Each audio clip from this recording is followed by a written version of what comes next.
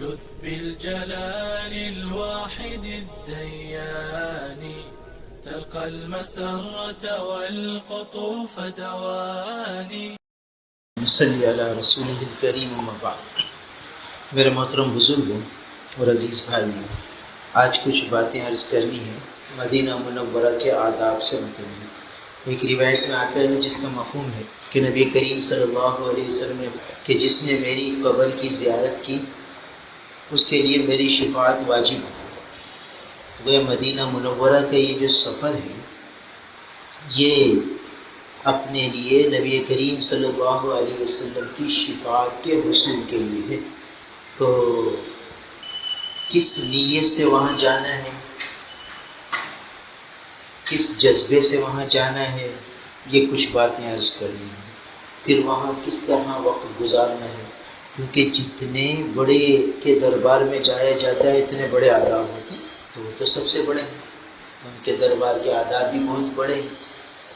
تھوڑی سی بے ادبی بہت زیادہ محرومی کا سبب ہو جاتی ہے، اور تھوڑی سی توجہ بہت زیادہ انعامات اور برکتوں کا سبب ہوگی انشاءاللہ. تو علماء نے لکھا ہے کہ مدینہ منورہ جانے سے پہلے ہم نیت کریں گے کہ ہم رسول کریم صلی اللہ علیہ وسلم کی قبر مبارک کی زیارت کے لیے جائیں. یہ نیت ہے کہ رسول اللہ صلی اللہ علیہ وسلم کی قبر اطہر کی زیارت کو جا رہے ہیں. تو جو اس نیت سے جائے گا اس کو وہ فضیلت مل جائے گی کہ اس شخص کے لیے میری شفاعت واجب. اب بعض لوگ تو جو گورنمنٹ پیکیج میں ہوتے ہیں ان کی شروع کی پروازیں ہوں گی تو وہ براہ راست مدینہ منورہ جائیں گے. کراچی سے مدینہ منورہ ان کی فلائٹ ہوگی، اور بعض لوگ مکہ مکرمہ سے پھر مدینہ منورہ جائیں گے. تو بہرحال یہ جو مدینہ پاک کا سفر ہے، چاہے جدہ سے مدینہ منورہ ہو یا مکہ مکرمہ سے مدینہ منورہ ہو، وہ بہت زیادہ ادب اور احترام سے کرنا ہے. کہ ہم نے پہلے بتایا کہ یہ سفر عبادت، سفر تفریح نہیں، گھومنا پھرنا نہیں. تو جو لوگ پاکستان سے براہ راست مدینہ منورہ جائیں گے وہ سفر کے دوران ایک ہدف مقرر کر، جو احرام کی پابندیاں تو ہیں نہیں کہ بھئی مجھے سفر کے دوران 4 گھنٹے کا سفر ہے تو مجھے سفر کے دوران 5000 درود شریف پڑھ دی. ایک ہدف بنا لیا، اپنے 3000 ہو جائیں 4000 ہو جائیں جتنے بھی ہو جائیں، مگر ایک ٹارگیٹ جب بنا لیا اب اس میں لگنا ہے.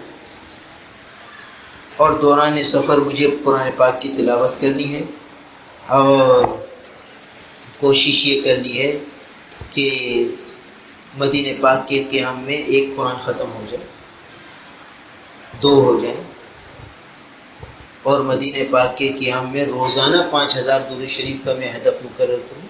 تو ایک ہدف تو مدینہ پاک کے سفر کے دوران ہے. تو جو لوگ کراچی سے مکہ مدینہ منورہ جائیں گے وہ 5000 درود شریف بھی پڑھیں اور قرآن پاک کی تلاوت بھی کریں. اور جب مدینہ پاک پہنچ جائیں تو وہی بات کہ ہوٹل میں رش ہوگا، آپ کے کمرے متعین ہوتے ہیں. تھوڑی سی دیر اطمینان رکھیں اور اطمینان سے اپنا سامان اپنے کمرے میں سیٹ کریں. اور غسل کا موقع ہے تو غسل کر لیں، کیونکہ ہر آدمی غسل کرے گا، ایسا نہ ہو کہ رفقائے سفر کو اذیت تکلیف ہو.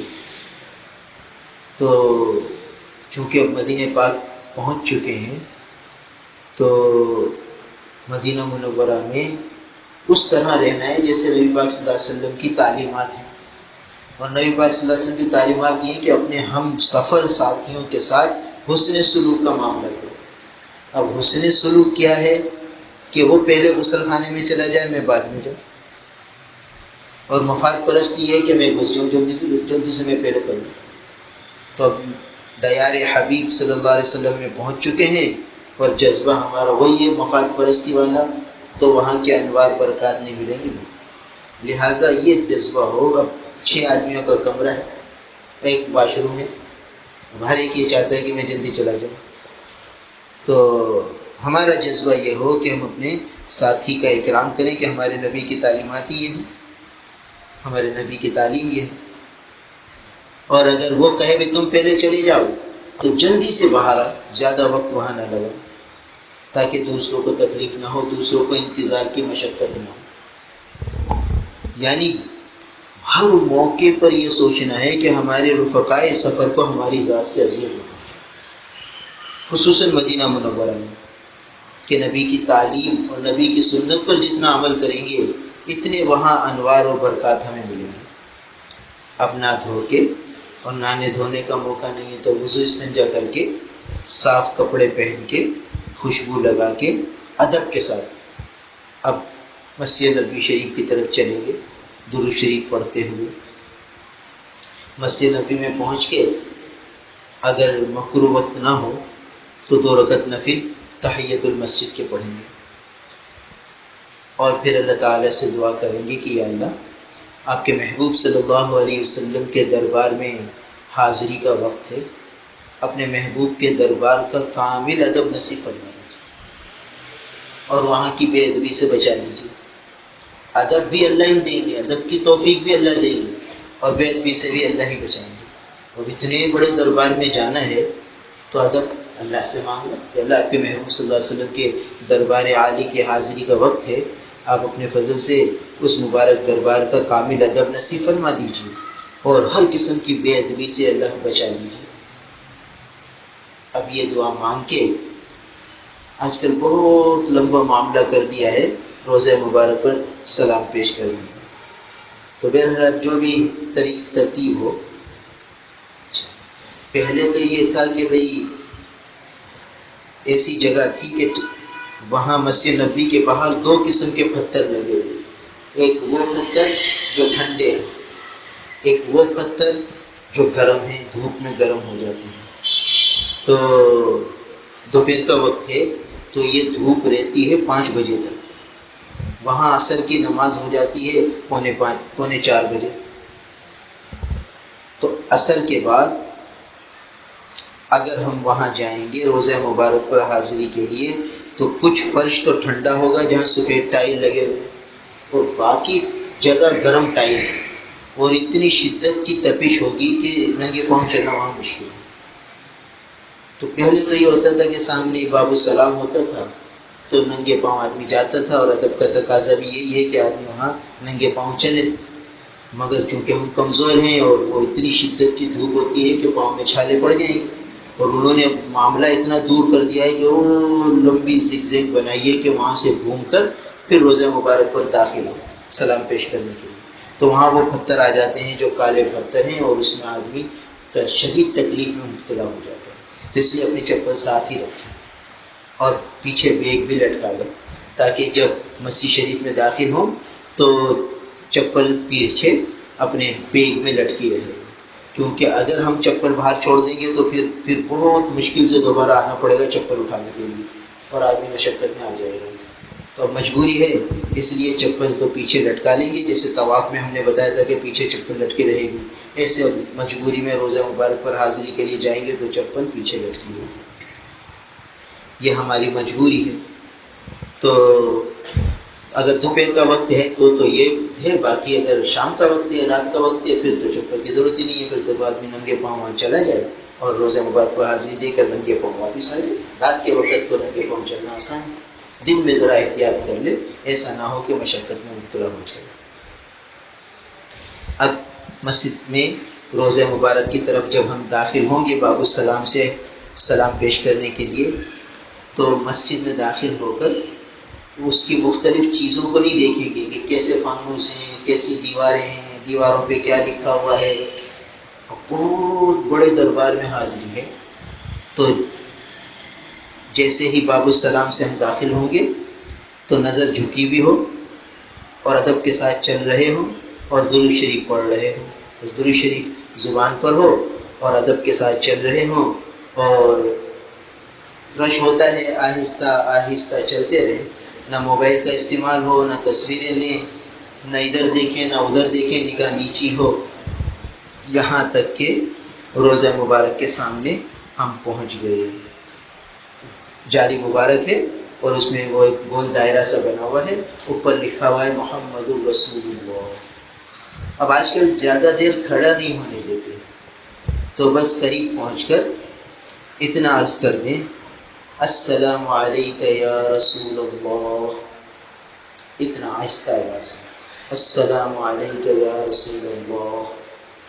اگر دیکھیں کہ بھئی رکنے کا موقع ہے, بعض اوقات ایسا ہوتا ہے کہ پولیس والے ذرا دور ہو گئے اور کچھ وقت مل جاتا ہے کھڑے ہونے کا, تو پھر جالی مبارک کو نہیں دیکھنا, نظر جھکی بھی ہوگی اور ہاتھ بندھے ہوئے نہیں ہوں گے, ہاتھ سیدھے ہوں گے, اور ادب کے ساتھ دوبارہ کہیں گے السلام علیکہ یا رسول اللہ, السلام علیکہ یا نبی اللہ, السلام علیکہ یا حبیب اللہ, السلام علیکہ ایھا النبی ورحمۃ اللہ وبرکاتہ, جو ہم التحیات میں پڑھتے ہیں. پہلے 3 سیغے یہ کہیں گے السلام علیکہ یا رسول اللہ, السلام علیکہ یا نبی اللہ, السلام علیکہ یا حبیب اللہ. یہ 3 جملے بول لیے, پھر کہیں گے السلام علیکہ ایھا النبی ورحمۃ اللہ وبرکاتہ. اتنا کہہ کر ادب کے ساتھ ہم سوچیں گے کہ آپ صلی اللہ علیہ وسلم اپنی قبر اطہر میں حیات ہیں, سلام کا سلام سنتے بھی ہیں, جواب دیتے بھی ہیں. اہل سنت والجماعت کا عقیدہ یہ ہے کہ آپ صلی اللہ علیہ وسلم اپنی قبر اطہر میں حیات ہیں اور سلام سنتے بھی ہیں, جواب بھی دیتے ہیں. تو یہ تصور ہو کہ میں نے حضور پہ سلام پیش کیا اور حضور نے جواب دے دیا.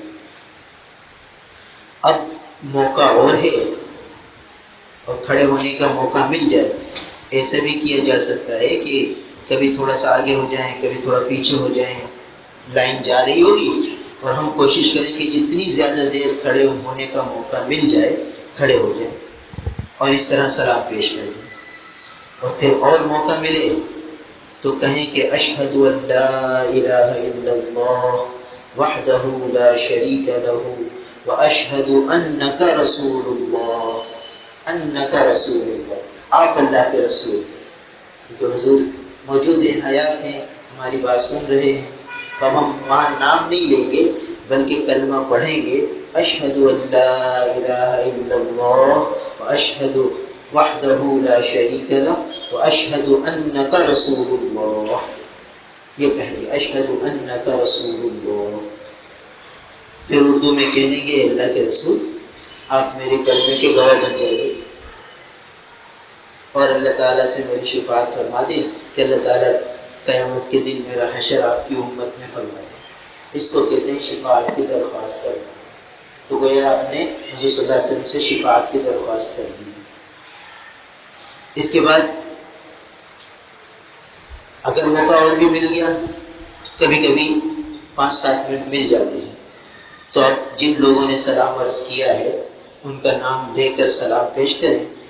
السلام علیکہ یا رسول اللہ من فلاں ابن فلاں, اے اللہ کے رسول فلاں ابن فلاں کی طرف سے سلام قبول ہو گیا. اردو میں کہہ رہے السلام علیکہ یا رسول اللہ من فلاں ابن فلاں, السلام علیکہ یا رسول اللہ من فلاں ابن فلاں. من کہیں اور جن جن کے نام یاد آتے رہیں ان کے نام والد کے ساتھ لیتے رہیں. اور آخر میں یہ عرض کر دیں کہ اللہ کے رسول بہت سے لوگوں نے سلام عرض کیا ہے, ان سب کا سلام قبول فرما لیجیے. یہ گویا سلام پیش ہو گیا. اب برابر میں ہے تو ابوبکر رضی اللہ تعالیٰ کو سلام پیش کر. دوسرا دائرہ گول بنا ہوا ہے اور اوپر لکھا ہوا ہوگا سیدنا ابوبکر صدیق رضی اللہ تعالیٰ. اب وہاں جا کے سلام کریں گے السلام علیکہ یا امیر المومنین سیدنا ابوبکر صدیق رضی اللہ تعالیٰ, جزاک اللہ عنا احسن الجزا فی الدارین. اللہ تعالیٰ آپ کو بہت جزائے خیر دے. اردو میں کہہ دیں کہ آپ نے حضور صلی اللہ علیہ وسلم کا پورا ساتھ دیا اور ہم تک دین پہنچا دیا. اللہ تعالیٰ آپ کو اپنی شان کے مطابق جزائے خیر عطا کرے. پھر برابر میں حضرت عمر رضی اللہ تعالیٰ کو اسی طرح سلام پیش کرنا. السلام علیکہ یا امیر المومنین سیدنا عمر ابن خطاب رضی اللہ تعالیٰ, جزاک اللہ عنا احسن الجزا فی الدارین. اللہ تعالیٰ آپ پر کروڑوں رحمت نازل فرمائے اور آپ کو خوب جزائے خیر عطا فرمائے. آپ نے حضور صلی اللہ علیہ وسلم کا پورا ساتھ دیا اور ہم تک دین پہنچایا. اللہ آپ کو اپنی شان کے مطابق جزائے خیر عطا فرمائے. یہ سلام پیش کر کے ہم باہر کی طرف نکل جائیں گے. تو یہ تو اس صورت میں ہے کہ اطمینان والی کیفیت. اور ایک کیفیت ہوتی ہے بس پولیس والے دھکے دے رہے ہیں نکلو نکلو نکلو نکلو. پھر مختصر السلام علیکم یا رسول اللہ, السلام علیکم یا رسول اللہ, 2-3 دفعہ سلام پیش کیا. السلام علیکم یا سیدنا ابوبکر صدیق رضی اللہ تعالیٰ, السلام علیکم یا سیدنا عمر بن خطاب رضی اللہ تعالیٰ. یہ سلام پیش کر کے ہم باہر آ گئے. باہر آ کر اگر قبلہ رخ کھڑے ہو کر دعا مانگنا چاہیں تو مانگ لیں. اللہ تعالیٰ سے خوب دعا مانگیں کہ اللہ آپ کے محبوب کے دربار کی اس حاضری کو قبول فرما لیجیے, اپنے قرب کا اپنی رضا کا ذریعہ بنا دیجیے, ساری زندگی حضور کی غلامی نصیب فرما دیجیے, ساری زندگی حضور کے اتباع میں اور حضور کی سنتوں کی ادائیگی میں گزروا دیجیے. خوب اللہ سے دعا مانگیں. تو یہ ہے حاضری اور سلام پیش کرنے کا طریقہ. یہ تو پہلے دفعہ جب ہم جائیں گے یہ, اور جب روزانہ دن میں 2 یا 3 دفعہ حاضری دے گی. ہر نماز کے بعد حاضر نہ ہو. ہر نماز کے بعد اتنا رش ہوتا ہے کہ اس میں جانا جو ہے بعض اوقات بے ادبی کا سبب ہو جاتا ہے. تو کس وقت آسان ہوتا ہے جس میں رش کم ہوتا ہے؟ صبح تقریباً 9 بجے کے قریب, 8 بجے کے قریب رش کم ہوتا ہے, اور عشاء کے 2 گھنٹے بعد رش کم ہوتا ہے. اور اشراق کے وقت بھی کچھ رش کم ہوتا ہے. یہ 3 وقت ایسے ہیں جس میں رش کم ہوتا ہے, اور اس وقت یہ موقع بھی مل جاتا ہے کہ آدمی تھوڑی دیر کھڑے ہو کر سلام پیش کر سکے. تو یہ 3 اوقات میں, یعنی ایسے وقت میں جائیں جب زیادہ بھیڑ اور رش نہ ہو. آج کل یہ ایک ترتیب بن گئی ہے کہ ہر نماز کے بعد لوگ جاتے ہیں, ہزاروں کا لاکھوں کا مجمع ہوتا ہے. ہر نماز کے بعد لوگ یہ سمجھتے ہیں کہ شاید ہر نماز کے بعد سلام پیش کرنا کوئی ضروری ہے یا کوئی بہتر ہے. تو یہ نہ کوئی ضروری ہے نہ کوئی بہتر ہے, بلکہ اور بے ادبی کا خطرہ ہے کہ اتنے رش میں کمپین ہو جاتی ہے, بے ادبی اور بے اکرامی ہو جاتی ہے مسلمان بھائیوں کی. تو ہم ان 3 اوقات میں کوشش کریں کہ چلے جائیں, اشراق کے بعد اور صبح تقریباً 8 بجے کے قریب, اور پھر رات کو عشاء کے 2 گھنٹے بعد. یہ ایسا وقت ہوتا ہے کہ اس میں رش کم مل جاتا ہے. یہ تو روز مبارک پر حاضری کی ترتیب بن گئی. اب مدینہ پاک میں دن کس طرح گزارنا ہے, راتیں کس طرح گزارنی ہے, کہ وہاں فجر کی نماز جلدی ہوتی ہے جیسے اپنے یہاں رمضان میں ہوتی ہے. تو ہم لوگ کوشش کریں کہ تہجد کے وقت مسجد میں آ جائیں. تہجد کے وقت مسجد میں آ کر ایسی جگہ پکڑیں جہاں سے سب گنبد نظر آتا رہے. تو چھتریوں کے قریب جگہ ہے وہاں, اب وہاں سب تہجد کی نماز پڑھیں اور قرآن کی تلاوت کریں اور سب گنبد کی زیارت کرتے رہیں یہاں تک کہ فجر کی نماز کا وقت ہو جائے گا. فجر کی نماز پڑھ کر بھی اسی جگہ بیٹھے رہیں اور اب درود شریف پڑھیں اشراق تک. تقریباً 1.5 گھنٹہ ہوتا ہے کیونکہ فجر جلدی ہوتی ہے, تو اشراق تک 1.5 گھنٹہ ہمیں ملے گا جس میں ہمیں درود شریف پڑھنا ہے. اور چونکہ ہم نے ٹارگیٹ بنایا تھا کہ 5000 درود شریف پڑھیں گے, تقریباً 2-2.5 ہزار اسی وقت ہو سکتے ہیں اگر اطمینان سے, اور سب گنبد کی زیارت ہو رہی ہے اور یہ درود شریف پڑھے جا رہے ہیں یہاں تک کہ اشراق کا وقت ہو. اشراق کی نماز پڑھیں, اشراق کی نماز پڑھ کے پھر روزہ مبارک پر سلام پیش کریں.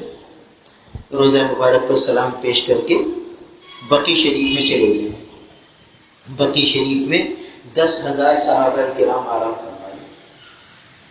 بقی شریف کے قبرستان میں 10,000 کے قریب صحابہ کرام آرام فرما رہے ہیں, اور حضور صلی اللہ علیہ وسلم کی 4 بیٹیاں وہاں آرام فرما رہی ہیں, اور 9 امہات المومنین وہاں آرام فرما رہی ہیں, اور سیدنا عثمان ابن عفان رضی اللہ تعالیٰ وہاں آرام فرما رہے ہیں, اور حضرت عباس رضی اللہ تعالیٰ وہاں آرام فرما رہے ہیں, حضرت حسن رضی اللہ تعالیٰ وہاں آرام فرما رہے ہیں, امام مالک رحمہ اللہ وہاں آرام فرما رہے ہیں, سیدہ حلیمہ سعدیہ رضی اللہ تعالیٰ عنہ وہاں آرام فرما رہی ہیں, حضور صلی اللہ علیہ وسلم کی پھوپھی سیدہ صفیہ رضی اللہ تعالیٰ عنہ وہاں آرام فرما رہی ہیں, تو اتنی ساری مقدس مبارک ہستیاں وہاں آرام فرما رہی ہیں. تو پھر ہم روزہ مبارک پر سلام پیش کر کے مرد حضرات جا سکتے ہیں وہاں، عورتیں نہیں جا سکتی. تو اب ہم کیا کریں کہ روزانہ اشراق پڑھ کے بقی شریف میں حاضری دے دیا کریں، اور وہاں جہاں جہاں پرانی قبریں بنی ہوئی ہیں وہاں تھوڑی دیر کھڑے رہیں اور سلام پیش کرتے رہیں. آج کل تو یہ نقشے موبائل پر مل جاتے ہیں، اس میں تقریباً ترتیبیں لکھی ہوئی ہیں کہ جب جیسے داخل ہوں گے تو سیدہ فاطمہ رضی اللہ تعالیٰ عنہ، سیدنا عباس رضی اللہ تعالیٰ عنہ اور اہل بیت اطہار اس طرف ان کا سارا مبارک لوگ وہیں آرام فرما رہے. پھر تھوڑے اس طرف آئیں گے تو وہ نقشے میں آپ کو نظر آ جائے گا کہ یہاں حضور کی بیٹیاں آرام فرما رہی ہیں. تو سب بیٹیوں کو سلام کریں. السلام علیکہ یا سیدہ زینب رضی اللہ تعالیٰ عنہ، السلام علیکہ یا سیدہ رقیہ رضی اللہ تعالیٰ عنہ، السلام علیکہ یا سیدہ ام کلثوم رضی اللہ تعالیٰ عنہ، السلام علیکہ یا سیدہ فاطمہ رضی اللہ تعالیٰ عنہ. تو یہ اگر نام یاد ہیں تو اس طریقے سے، یا حضور کی بیٹیوں تم پر سلام ہو اور اللہ تعالیٰ کی کروڑوں رحمتیں تم پر نازل ہوں. اور وہاں زیادہ دیر کھڑے نہیں ہونے دیتے، وہ پولیس والے کہتے ہیں آگے بڑھو آگے بڑھو، تو جتنی دیر کھڑے ہو جائیں. اور بہت آخر میں وہاں جائیں گے تو وہاں سیدنا عثمان غنی رضی اللہ تعالیٰ عنہ کی معروف قبر مبارک ہے کہ یہ حضرت عثمان رضی اللہ تعالیٰ عنہ یہاں آرام فرمائے. تو وہاں کھڑے ہو کر سلام پیش کریں. السلام علیکم یا سیدنا یا امیر المؤمنین سیدنا عثمان ابن عفان رضی اللہ تعالیٰ عنہ، جزاک اللہ عنا احسن الجزاء فی الدارین. اللہ تعالیٰ آپ پر کروڑوں رحمتیں نازل فرمائے اور آپ نے قرآن کو جمع فرمایا. اللہ تعالیٰ اس احسان کا آپ کو خوب بدلہ عطا فرمائے. اور پھر تھوڑی دیر وہاں کھڑے رہیں. یہ تصور کریں کہ حضرت عثمان رضی اللہ عنہ پر رحمتیں نازل ہو رہی ہیں، تو دعا کریں کہ اللہ جو رحمتیں یہاں برس رہی ہیں اس میں سے ہمیں حصہ عطا فرما دیجیے. اور ہر جگہ جہاں ہم یہ سلام پیش کریں تو وہ سب وہ مقدس مبارک ہستیاں ہیں کہ وہاں کروڑوں رحمتیں برس رہی ہیں ہر وقت. تو دعا کرے اللہ ان برستی رحمتوں میں سے کچھ ہمیں بھی حصہ عطا فرمائیے. تو اسی نیت سے ہم وہاں جائیں کہ ان مقدس ہستیوں کی پاس تھوڑی دیر کھڑے ہو رہے. اور ان کے لیے ایک آسان صورت یہ بھی ہے کہ جب بڑوں کے پاس آدمی جاتا ہے تو کچھ ہدیہ لے کے جاتا ہے. تو ہم جو دن بھر مسجد نبوی میں اعمال کریں گے، فرض کیجئے اشراق کی نماز پڑھی تو اب دعا کر لی یا اللہ یہ آج اشراق کی نماز جو پڑھی ہے اس کا ثواب حضور صلی اللہ علیہ وسلم کی چاروں بیٹیوں کو پہنچا دیجیے. اللہ آج میں نے جو اوابین کی نماز پڑھی اس کا ثواب امہات المومنین کو پہنچا دیجیے. اور اللہ یہ جو میں نے آج تہجد کی نماز پڑھی اس کا ثواب حضرت عثمان رضی اللہ تعالیٰ کو پہنچا دیجیے. یعنی جو ہم نے نفلی اعمال کیے ہم ذہن میں یہ سوچیں کہ ان مقدس ہستیوں کو ہدیہ پیش کریں. تو اس طریقے سے کوشش کر کے ہر مزار مبارک پر کھڑے ہو جائیں، ان کو یہ ہدیہ پیش کریں، اللہ سے دعا کریں بغیر ہاتھ اٹھائے. اور ہر پرانی جو بھی جگہ نظر آئے وہاں تھوڑی تھوڑی دیر کھڑے ہوتے رہیں اور دعا مانگ کر آگے چلتے رہیں. اور روزانہ کا یہ معمول بنائیں. یہاں سے فارغ ہو کر جب گھر پہنچیں گے تو ناشتے کا وقت ہوگا، ناشتہ کر لیں، پھر تھوڑی دیر آرام کر لیں 10 بجے تک. 10 بجے آرام کر کے نہا دھو کے پھر 11 بجے کے قریب پھر مسجد شریف میں آ جائیں. اچھا 11 بجے پرانی، اب مسجد نبوی کے 2 حصے ہیں. ایک وہ مسجد جو ترکیہ دور کی ہے وہ صبح 11 بجے بھر جاتی ہے، پھر 11 بجے کے بعد پھر وہاں پر جگہ نہیں ملتی. اور پھر پیچھے نیا حرم کہلاتا ہے، وہاں چھتریاں بھی ہیں، سب کچھ ہیں. تو کوشش یہ کریں کہ ہمارا زیادہ سے زیادہ وقت جو گزرے وہ پرانے حرم میں گزرے، پرانی مسجد نبوی میں گزرے، تاکہ یہ جو پرانی مسجد ہے یہ رسول اللہ صلی اللہ علیہ وسلم کے حجرہ مبارک کے بالکل قریب ہے. تو چونکہ ہم مدینہ پاک میں جو گئے ہیں تو وہ رسول اللہ صلی اللہ علیہ وسلم کے لیے گئے ہیں. تو جتنا ہم ان کے قریب بیٹھیں گے اتنا ہم پر رحمتیں برسیں گے. تو کوشش یہ ہو کہ ہمارا زیادہ سے زیادہ وقت جو ہے وہ پرانی مسجد میں گزرے. تو اگر ہم 11 بجے پہنچ جائیں گے تو انشاءاللہ ہمیں وہاں جگہ مل جائے گی. 1:45 12:30 1:45 بجے ظہر ہوتی ہے تو ظہر تک وہاں بیٹھے رہیں، قرآن پڑھتے رہیں، اعمال کرتے رہیں. اور ظہر پڑھ کے پھر کھانے کے لیے چلے جائیں. کھانا وغیرہ کھا کے وہ اگر ہم عصر کی نماز 3:45 بجے کے قریب ہوتی ہے، اگر ہم 2:30 بجے تک پہنچ گئے تو ہمیں پھر وہ پہلی صف مل جائے گی وہاں. پرانی مسجد میں، اور اگر وہاں عصر نہ ملی، نئے حرم میں ملی، تو عصر کے بعد فوراً وہاں آپ کو پہلی صف مل سکتی ہے پرانے حرم میں. تو کوشش کریں کہ عصر کے بعد وہاں جا کے عشاء تک کے لیے اپنی پہلی صف میں بیٹھے رہیں. تو مسجد نبوی، پھر اس کی پہلی صف، اور پھر رسول اللہ صلی اللہ علیہ وسلم کا قرب، یہ ساری برکتیں آپ کو مل جائیں گی انشاءاللہ. تو اب ہمارا یہ وقت وہیں گزرے گا. 8 دن ہوتے ہیں، 9 دن ہوتے ہیں مدینہ پاک میں. اور ایک روایت میں آتا ہے کہ جس نے میری مسجد میں 40 نمازیں پڑھی تو وہ عذاب قبر سے اس کو برات ہے، عذاب سے نجات ہے، نفاق سے بری ہے، اور جہنم سے بری ہے. 40 نمازوں کی اتنی بڑی فضیلت ہے. تو اس لیے 8 یا 9 دن ملتے ہیں، 40 نمازیں ہو جاتی ہیں. تو 40 نمازیں تکبیر اولیٰ سے پڑھنی ہیں. ایسا نہ ہو کہ کوئی بھی نماز ہماری تکبیر اولیٰ سے رہ جائے. تو 40 نمازیں ہمیں وہاں تکبیر اولیٰ سے اہتمام کر کے پڑھنی ہے. مگر تکبیر یہ 40 نمازیں کوئی فرض واجب نہیں ہے، مستحب عمل ہے، اور ہم گئے وہاں فضیلتوں کو حاصل کرنے کے لیے، اس لیے اہتمام کریں. اور اس میں سے بھی کوشش کریں کہ زیادہ سے زیادہ ہمیں پہلی صف ملے. اور پہلی صف یہی پرانے حرم میں ہے، ترکی والی مسجد میں ہے. تو کوشش کریں کہ ہم پہلی صف کا حصول ہو. کم از کم عصر مغرب عشاء 3 نمازیں تو پہلی صف میں ہمیں مل ہی جائیں. ورنہ عصر پیچھے ہو تو عصر کے فوراً بعد ہم وہاں آ جائیں تو پہلی صف مل جاتی ہے. اور پھر عصر مغرب عشاء تک وہیں بیٹھے رہیں، اور پھر وہی درود شریف پڑھتے رہیں، مناجات مقبول پڑھیں، ذریعۃ الوصول پڑھیں، اور تلاوت قرآن کریں، اوابین پڑھیں، صلاۃ التسبیح پڑھیں. سارے اعمال وہاں کرتے رہیں، اور اس طرح یہ پورا دن آپ کا گزر جائے گا. گویا پھر عشاء پڑھ کے اپنے کھانا کھانے چلے گئے. کھانا کھا کر پھر سلام پیش کرنے آئے رسول اللہ صلی اللہ علیہ وسلم. سلام پیش کر کے پھر گھر جا کے آرام کر لیں 2-2.5 گھنٹے کا. تو اس طریقے سے سارا دن انشاءاللہ آپ کا قیمتی بھی بنے گا. پھر کھجور خریدنے کے لیے صرف 1 دن متعین کرو. ہوتا یہ ہے کہ آج ایک ساتھی کو کھجور دلانے جا رہے ہیں، دوسرے نے کہا یار کل مجھے دلا کے آؤ، تو پھر اس کو دلانے لے گئے. پھر تیسرے نے کہا مجھے بھی دلا کر لاؤ. تو یوں سمجھتے کہ کھجور دلانا کوئی بہت بڑی نیکی کا کام ہے. بھائی اپنا وقت ضائع کرنا ہے. ہم تو آئے حضور صلی اللہ علیہ وسلم کے لیے ہیں، مدینہ مبارک کے انوار حاصل کرنے کے لیے ہیں، اور یہاں بازاروں میں گھومیں. بس 1 دن متعین کریں، اور اس میں بھی بہتر یہ ہوتا ہے کہ عشاء کی نماز کے بعد کھانا کھا لیں. جلدی سے کھانا کھا کے 2 گھنٹے اپنے لیے متعین کریں کہ فلاں دن میں جاؤں گا، جو ساتھیوں کو آنا ہے وہ ہمارے ساتھ آ جائیں، اور چند دکانوں کے اوپر بارگیننگ کر لیں، اور جہاں مناسب چیز مناسب دام میں مل جائے بس لے کر آ جائیں. اس چکر میں نہ پڑے کہ وہاں سستی ملتی ہے، وہاں اچھی ملتی ہے، وہاں چلے جاؤ، یہاں چلے جاؤ. آپ کے مقدر کا بھائی آپ کو ملتے رہے. اس لیے زیادہ وقت بازاروں میں نہ گھومیں، ٹھیک ہے. اور خواتین کو بھی سمجھائیں کہ بھئی یہاں سے کوئی چیزوں کی خریداری کرنے کی ضرورت نہیں ہے، ہر چیز پاکستان میں مل جاتی ہے. ہم تو اپنے وقت کو یہاں قیمتی بنانے آئے ہیں، بازاروں میں تفریح اور گھومنے کے لیے نہیں آئے کہ یہ چیز لینی ہے اور وہ چیز لینی ہے. بس کھجوریں وہاں کی تبرک ہے، اور زمزم وہاں کا تبرک ہے. باقی ساری چیزیں بھئی بلا ضرورت ہے.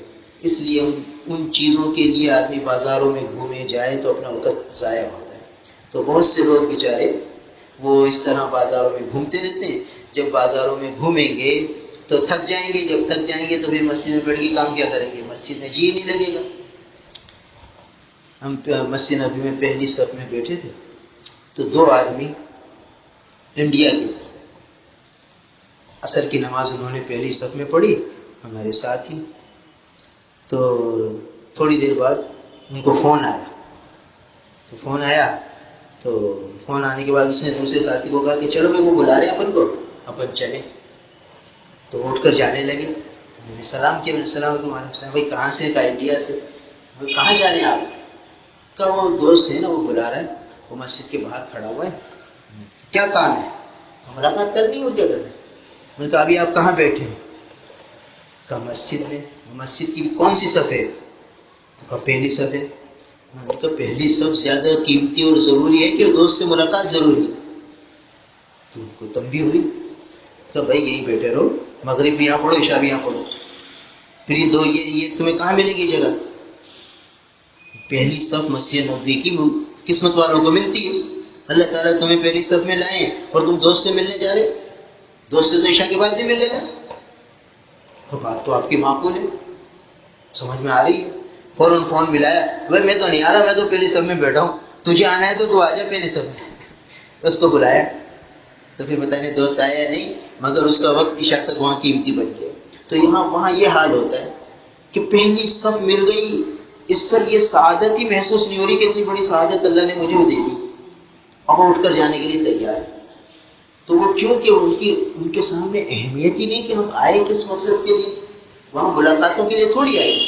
اب ہوتا یہ ہے کہ بھئی دوست مختلف، بھئی ہم پہنچ گئے پاکستان سے، اب ہماری فلائٹ آ گئی ہے، آپ لوگ کہاں ہو؟ ہم مسجد میں، بھئی ہم سے ملنے آ جاؤ، ہم فلاں جگہ آپ کا انتظار کریں.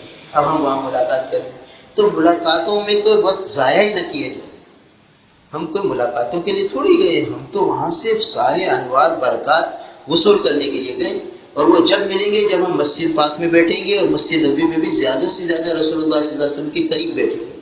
جتنا قریب بیٹھیں گے حضور صلی اللہ علیہ وسلم کی نظر کرم پڑے گی بھائی، اور وہ ان کی نظر پڑ گئی کام بن جائیں گے انشاءاللہ. تو اس لیے کوشش یہ ہو کہ وہاں بیٹھ کر، یہ ذریعۃ الوصول ایک درود شریف کی کتاب ہے جو ہم نے ساتھیوں کو بتائی. اس میں وہ درود شریف ہیں جو صحابہ کرام سے منقول ہیں، اور وہ درود شریف ہیں جو اولیاء کاملین ان کا وظیفہ تھا، پڑھتے تھے. اور وہ درود شریف ہیں جو بعض اولیاء اللہ کو خواب میں القا ہوئے کہ تم یہ درود شریف پڑھا کرو. تو سارے درود شریف بزرگوں نے جمع کر لی اور کتاب لکھ دی. اتنے مبارک درود شریف ہیں، تقریباً 180 کے قریب درود شریف ہیں. تو اب وہ وہاں پہلی صف میں بیٹھے ہوں اور یہ کتاب کھول کے یہ درود شریف پڑھ رہے ہوں اور ہمارے آقا سن رہے ہوں، بتاؤ کتنی بڑی سعادت کی بات ہے. کیا کچھ ملے گا، حضور کتنے خوش ہوں گے. تو اس لیے بازاروں سے بچ کر اپنا وقت زیادہ سے زیادہ مسجد میں گزارنا ہے، اور کوشش کریے وہیں بیٹھے رہنا. وہ بزرگ سمجھے کے لیے باہر جاؤ پھر مسجد میں آ جاؤ، پھر باہر جاؤ پھر مسجد میں آ جاؤ. یعنی مسجد سے ہٹ کر ہمارا وقت گزرے ہی بس. اپنے گھر بھی جائیں ہوٹل میں تو کھانے اور سونے کے لیے، کھانا سونا پورا ہوا فوراً مسجد میں. اور مسجد میں بھی کوشش اور تڑپ جذبہ یہ ہو کہ ہمیں پہلی صف پکڑ دی، پہلی صف نہیں تو دوسری نہیں تو تیسری، پہلے نمبر والوں میں ہونا ہے. اور اللہ سے دعا کرنی کہ اللہ ہمیں پہلے نمبر والوں میں شامل فرمائیے. جتنے فرزندان توحید اطراف عالم سے اللہ کے حبیب صلی اللہ علیہ وسلم کے دربار مبارک میں آئیں، ان میں ہمیں پہلے نمبر والوں میں شامل کرو. جب ہم اللہ سے مانگیں گے اور کوشش کریں گے اللہ تعالیٰ نوازیں گے. تو اس طرح وقت کو قیمتی بنانا ہے. اور پھر پیر اور جمعرات کو کوشش کر کے ہمت کر کے روزہ رکھنا. پیر جمعرات کا روزہ رسول اللہ صلی اللہ علیہ وسلم بھی رکھتے تھے، صحابہ کرام بھی رکھتے تھے، اور عربوں کا آج تک معمول ہے. تو پیر جمعرات کو وہاں دسترخوان بھی لگتے ہیں اور ایک عجیب کیف و سرور کا منظر ہوتا ہے. تو کوشش یہ ہو کہ پیر جمعرات کو ہم وہاں روزہ رکھ لیں. پھر وہاں کی زیارات ہیں. تو ہفتے کے دن مسجد قباء میں جا کر اشراق کی نماز پڑھنا یہ افضل ہے. رسول اللہ صلی اللہ علیہ وسلم ہفتے کے دن فجر پڑھ کے پھر مسجد قباء تشریف لے جاتے تھے اور وہاں اشراق کی نماز ادا ہوتی تھی. اور وہاں اشراق کی مسجد قباء میں 2 رکعت نفل پڑھنا ایسا ہے جیسے ایک عمرہ کر لینا، عمرے کا ثواب وہاں ملتا ہے. تو کوشش یہ کریں کہ ہفتے کے دن مسجد قباء چلے جائیں. اور اگر سہولت ہو، ترتیب بن جائے تو روزانہ بھی تھوڑی دیر مسجد قباء میں چلے جائیں. اس لیے کہ مسجد قباء کے بارے میں قرآن میں آیا ہے کہ مسجد قباء کو وہ لوگ آباد کرتے ہیں جن کے دلوں میں تقویٰ ہے. تو مسجد قباء کے آباد کرنے والے ان کو قرآن نے متقی لوگ کہا ہے. تو اس لیے علماء فرماتے ہیں کہ اگر سہولت اور آسانی ہو تو روزانہ آدھا 1 گھنٹہ مسجد قباء چلے جائیں. جیسے کہا کہ بھئی ناشتہ کر لیا، ناشتہ کر کے مسجد قباء چلے گئے اور وہاں جا کے 2-4 رکعت نفل پڑھ لیے، تھوڑا سی تلاوت کر لی اور پھر واپس آ گئے. 2 ریال بس لیتی ہے، 2 ریال جانا 2 ریال بھی جانا، اور 10 منٹ میں بس پہنچا دیتی ہے. تو مسجد قباء اتنی بڑی مبارک جگہ ہے. پھر جبل احد پر حاضری ہو، شہداء احد کے پاس جانا، سید الشہداء حمزہ رضی اللہ تعالیٰ عنہ کی قبر شریف کی زیارت کرنا، یہ سب مبارک اعمال ہیں. تو رسول اللہ صلی اللہ علیہ وسلم جمعرات کے دن حضرت سید الشہداء کے پاس تشریف لے جاتے تھے حضور صلی اللہ علیہ وسلم کے چچا حضرت حمزہ رضی اللہ تعالیٰ. تو جمعرات کو چلے جائیں، مگر چونکہ جمعرات کو روزہ ہوگا، پیر کو روزہ ہوگا، تو چونکہ روزے میں باہر نکلنا ذرا وہاں موسم سخت ہوتا ہے، آج کل گرمی کا زمانہ ہے، تو پھر جو دن سہولت کا ہو وہاں چلے جائیں. احد پہاڑ کی زیارت کریں.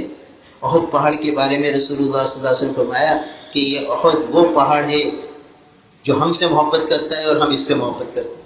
یعنی اس پہاڑ سے حضور محبت کرتے ہیں اور یہ پہاڑ حضور سے محبت کرتے ہیں.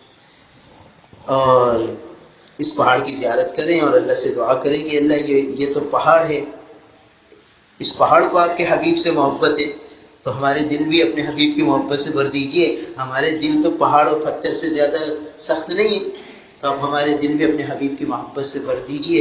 جب اس پہاڑ میں آپ نے اللہ کی محبت، آپ کی محبوب کی محبت ڈال دی تو ہمارے قلوب بھی اپنے حبیب کی محبت سے بھر دیجئے. تو اللہ سے وہاں دعا مانگنی اور پھر سید الشہداء رضی اللہ تعالیٰ کے پاس آنا ہے. ان کو بھی اسی طرح سلام پیش کرنا ہے. السلام علیک یا سید الشہداء حمزہ رضی اللہ تعالیٰ عنہ، جزاک اللہ عنا احسن الجزاء فی الدارین. اللہ تعالیٰ آپ کو بہت جزائے خیر عطا فرمائے اور کروڑوں رحمتیں نازل فرمائے. آپ نے دین پہنچانے میں اپنی جان تک پیش کر دی. اللہ تعالیٰ آپ پر کروڑوں رحمتیں نازل فرمائے. اور پھر دعا کرے کہ اللہ یہاں جو رحمتیں برس رہی ہیں اس میں سے ہمیں پورا پورا حصہ عطا فرما دیجیے. وہاں 70 شہداء آرام فرما رہے ہیں، 70 کے قریب شہداء کرام وہاں آرام فرما رہے ہیں. حضرت مصعب ابن عمیر رضی اللہ تعالیٰ عنہ آرام فرما رہے ہیں، حضرت عمر ابن جموع رضی اللہ تعالیٰ عنہ آرام فرما رہے ہیں، اور دوسرے صحابہ شہداء کرام آرام فرما رہے ہیں. تو وہاں تھوڑی دیر کھڑے رہے، زیارت کریں اور سورہ یاسین اگر یاد ہو سورہ یاسین پڑھ لیں. سورہ بقرہ سورہ تبارک الذی، سورہ ملک یاد ہے، آج کل موبائل ہوتے ہیں اس میں پڑھ لیں. 11 دفعہ درود شریف پڑھ لیں، 13 دفعہ سورہ اخلاص پڑھ لیں اور دعا کریں کہ اللہ ان سب اعمال کا ثواب حضرت سید الشہداء رضی اللہ تعالیٰ عنہ کو اور تمام شہداء احد کو پہنچا دیجیے. اور ان پر جو رحمتیں برس رہی ہیں اللہ اس میں سے ہمیں پورا پورا حصہ عطا فرما دیجیے. تو اس طرح وہاں تھوڑی دیر وقت گزاریں اور پھر واپس آئیں. تو ایک زیارت مسجد قباء کی، دوسری زیارت شہید الشہداء رضی اللہ تعالیٰ عنہ کی، اور تیسری ہے مسجد قبلتین، 2 قبلوں والی مسجد. کہ وہاں جو ہے صحابہ کرام رسول اللہ صلی اللہ علیہ وسلم جب نماز پڑھا رہے تھے تو حکم آیا تو یہ لوگ فوراً نماز ہی میں بیت اللہ کی طرف مڑ گئے. پہلے بیت المقدس کی طرف مڑ کر کے نماز پڑھتے تھے. تو یہ 2 قبلوں والی مسجد ہے، یہ بھی مبارک مسجد ہے، تو یہاں جا کر بھی 2 رکعت نفل پڑھ لیں. تو یہ سارے کام اس وقت کرنے ہیں صبح کے وقت، تاکہ ظہر سے پہلے پھر ہم واپس مسجد نبی میں آ جائیں، ہماری کوئی نماز مسجد نبی کے علاوہ نہ ہو فرض نمازوں میں. اور پھر مسجد غزوہ خندق ہے، تو اب وہاں بھی اب مسجد بنا دی ہے. تو وہاں بھی بعض اوقات وہ مسجد کھلی بھی ہوتی ہے، بعض اوقات بند ہوتی ہے. تو اگر وہ مسجد کھلی بھی ہو تو وہاں بھی 2 رکعت نفل پڑھ لیں غزوہ خندق جہاں ہوا تھا. اور پھر موقع ملے تو جلدی نکلنا ہے بدر، شہداء بدر کی زیارت کرنا. وہاں تقریباً یہ مدینہ منورہ سے 1 گھنٹے کا سفر ہے، 1-1.5 گھنٹہ. تو وہاں آنے جانے کی گاڑی کرا کے پھر شہداء احد کی زیارت کر کے آ جائیں. راستے میں 2 کنویں پڑتے ہیں، وہاں کا پانی بھی لے کر آ جائیں. تو رسول اللہ صلی اللہ علیہ وسلم نے ان کنووں کا پانی پیا ہے، کئی انبیاء کرام نے ان کنووں کا پانی پیا ہے، تو وہ کنووں کی زیارت بھی کریں، وہاں سے پانی بھی لیں اور جو ہے شہداء احد کی بھی، شہداء بدر کی بھی زیارت کر کے آ جائیں. تو مگر شرط یہ ہے کہ جلدی جائیں اور ظہر کی نماز سے پہلے مسجد نبی میں واپس آ جائیں. تو اس کا ذرا خیال رکھیں. تو یہ ہے، اس طرح مدینہ منورہ میں اوقات گزاریں گے تو انشاءاللہ تمام جگہوں کی زیارت بھی ہو جائے گی اور زیادہ سے زیادہ وقت ہمارا مسجد شریف میں گزر جائے گا. تو یہ تو وہ تھے جو پاکستان سے مدینہ پاک جائیں گے. جو مکہ مکرمہ سے مدینہ منورہ جا رہے ہوں گے تو بھائی ان کو تو ایک اور تصور کرنا پڑے گا. رسول اللہ صلی اللہ علیہ وسلم کی اس سفر کو کہ رسول اللہ صلی اللہ علیہ وسلم مکہ المکرمہ چھوڑ کر بیت اللہ کا فراق برداشت فرما کر مدینہ منورہ جا رہے تھے. تو تصور و تخیل میں وہ کہ اللہ کے رسول صلی اللہ علیہ وسلم کے قلب اطہر کی کیا کیفیت ہوگی کہ جہاں جس بیت اللہ کے سامنے 53 سال گزرے تھے، 53 سال بیت اللہ نگاہوں کے سامنے تھا، اور آج بیت اللہ سے جدا ہو رہے، تو رسول اللہ صلی اللہ علیہ وسلم سے برداشت نہیں ہو رہا، اور ایک جگہ جا کر تو حضور کا ضبط ہی ٹوٹ گیا، بے ساختہ رونے بیٹھ گئے کہ بیت اللہ کو کیسے چھوڑے، مگر اللہ کا حکم تھا۔ تو وہ تصور میں کہ اللہ کے رسول صلی اللہ علیہ وسلم کس طرح بیت اللہ سے جدا ہوئے ہوں گے، اور آپ صلی اللہ علیہ وسلم کی قلب اطہر کی کیا کیفیت ہوئی ہوگی، اللہ تعالیٰ سے دعائیں مانگی کہ اللہ اس وقت جو آپ کے رحمتیں برسی ہیں یہ وہی جگہ ہے، اتفاق سے یہ جو اب راستہ بنا ہے وہ وہی راستہ ہے، شارع ہجرہ کہتے ہیں اس کو، کہ یہ ہجرت کے سفر کا راستہ وہی تھا، تو اسی راستے سے یہ بسیں جاتی ہیں۔ تو دعائیں مانگتے رہیں، اور وہی بات کہ بس میں قرآن پاک کی تلاوت ہو اور درود شریف کا اہتمام ہو، کچھ نعتیں یاد ہوں تو ان کے اشعار پڑھتے رہیں جس سے دل کی کیفیت بنی رہے، اور مدینہ پاک میں پہنچ کر وہ سارے اعمال کرنے جو ان لوگوں کو بتائے گئے، جو کہ وہاں سے بس مکہ پاک سے مدینے جانے والوں کے لیے تھوڑا سا یہ اس موقع پر اس تصور اور تخیل کو طاری کرنا ہے اپنے اوپر، تو انشاءاللہ وقت قیمتی بنے گا۔ اور بھئی دیکھو، کھانے پینے کے اعتبار سے وہاں گوشت بکرے کا، مرغی کا، بڑے کا، اس میں تھوڑی احتیاط بہتر ہے، کیونکہ بعض اوقات مرغی اکثر وہاں برازیل سے آتی ہے تو مشینی ذبیحہ ہوتا ہے، بکرا آسٹریلیا سے آتا ہے کہتے وہ بھی مشینی ذبیحہ ہوتا ہے، تو اس لیے اگر کوئی معتبر آدمی آپ کو یہ بتائے کہ بھئی ہمارا تو گوشت صحیح ہے، ہم خود اپنے بکرے کاٹتے ہیں، اپنی مرغیاں کاٹتے ہیں، اور قابل بھروسہ ہو تو ٹھیک ہے، ورنہ احتیاط بہتر ہے، دال سبزی سے گزارا کر لیں، کوئی حرج نہیں، چند دنوں کی بات ہے، یہاں سے اپنے پیک بنا کے لے جائیں، جس کو زیادہ ضرورت رہتی ہے کہ گوشت وغیرہ کے بغیر وہ چل نہیں سکتا، تو یہاں سے ایک بار 3 پیک کرا کے لے جائیں اور وہاں استعمال کر لیں۔ اور وہاں کے اعتبار سے مدینہ پاک میں بھی اور مکہ مکرمہ میں بھی اور منی، عرفات، مزدلفہ میں ہر جگہ یہ مرغی ہوگی اور گوشت ہوگا، قیمہ ہوگا، کوفتے ہوں گے، تو ان چیزوں سے اگر احتیاط کر لیں تو بہتر ہے۔ باقی سب لوگ کھا رہے ہوتے تو کسی کو منع بھی نہ کرے، بعض لوگ اجازت دیتے ہیں کہ بھی کھا سکتے ہیں، کوئی حرج نہیں، تو جو کھائے سو کھائے، مگر ہمارے اکابر ذرا احتیاط فرماتے ہیں کہ بھئی ان چیزوں میں ابتلا نہ ہو، ایسا نہ ہو کہ یہ مشکوک چیز ہو اور اس کی وجہ سے سارے اعمال کی برکت ظاہر ہو جائے، اس لیے کہ جب مشکوک چیز کھائی جاتی ہے تو اعمال کی توفیق چھین جاتی ہے۔ جہاں آدمی نے مشکوک مال کھایا تو نیکیوں کی توفیق سلب ہو گئی۔ یا ایھا الرسل کلوا من الطیبات واعملوا صالحا، کلوا من الطیبات کو مقدم کیا، واعملوا صالحات کو مؤخر کیا، تو مفسرین فرماتے ہیں کہ کلوا من الطیبات واعملوا الصالحات میں جوڑ یہ ہے کہ اگر پاکیزہ اور حلال مال کھاؤ گے تو نیک اعمال کی توفیق ملے گی، اگر مشکوک کھاؤ گے تو خطرہ ہے نیک اعمال کی توفیق سلب ہو جائے گی۔ لہٰذا آپ کبھی بھی غور کریں گے کہ کبھی مشتبہ مال، کوئی ایسا مال آدمی کھاتا ہے تو پھر اعمال کی توفیق چھن جاتی ہے، تو اللہ معاف فرمائے۔ بدگمانی تو نہیں کرنی چاہیے، مگر ہم دیکھ لیں کہ حجاج کرام کی زندگیوں میں تبدیلیاں کیوں نہیں آتی، کہ یہ سارے مشکوک مال خوب استعمال ہوتے اور پرواہ بھی نہیں ہوتی، اور سب لوگ استعمال کرتے ہیں، بے دردی سے استعمال کرتے ہیں، تو تبدیلی جو آنی چاہیے، وہاں کے جو انوار برکات سے دل بدلنا چاہیے وہ نہیں بدلتا، تو اس کی ایک اور بھی وجوہات ہوگی، مگر ایک وجہ یہ بھی ہوگی کہ جس میں یہ مشکوک مال سے احتیاط نہیں ہوتی، تو لہٰذا اس کا بھی احتیاط بہتر ہے۔